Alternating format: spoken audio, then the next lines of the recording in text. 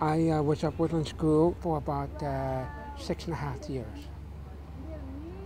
Well, it was really scary at first because there's so many, it's pretty noisy at the time, you know. At first, it wasn't too bad. I was put in the seniors ward when I was about 13 years old, going on 14. They put me in the seniors ward because that's all they have room for. And it was pretty noisy and it's pretty scary at first, you know.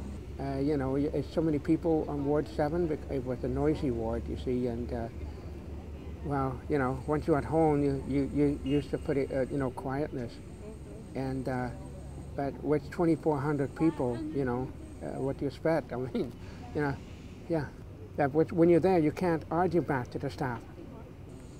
You tell them that the food is great because you can't tell your friend or family that the food is terrible there, you see, you know. I mean, I guess, I don't know, it's a lot of cover-up, I guess, and with 2,400 people, you can't expect them to cook meals with 2,400 people, you know, it's cold. The meal is cold at the time, you see. Some staff had different personalities. For example, if you wanted to make a phone call, you had to get doctor's permission to sign a phone slip. That you still had to get permission to sing and so forth. When I was, for example, when I was at Woodland School, I was singing to the patient. I didn't have my guitar at that time. But I was singing to the patient and the staff told me to keep quiet and shut up. Why? Oh, they figure I was making too much noise and so forth and bothering them when I'm not. People with disability are not animals, and people in the Prairies province, they're looking back in time instead of moving forward. And I think people need to overcome it because people with disability have the right to be in the community just like anyone else. We have to tell the family member it's nothing to be afraid of. They're a human being.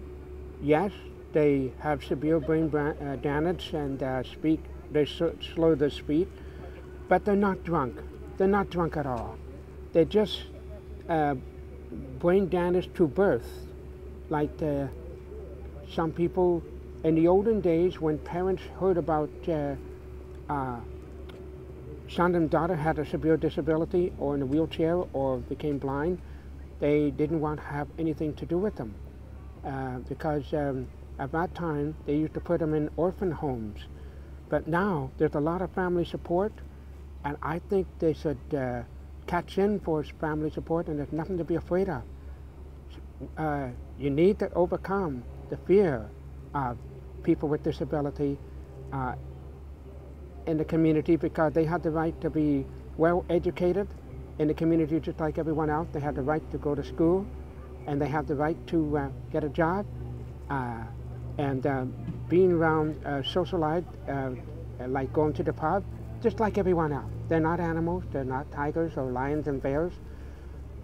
You know, the family members, there's nothing to be afraid of. Don't be afraid to move forward. You know, I know they've been in there for so long and they've been traumatized, but with a bit of maybe guidance and counseling, advocacy, more voices, I think they'll do fine.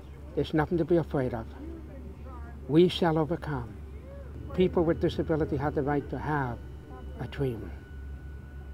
Nothing to be afraid of. Oh, deep in my heart, and I do believe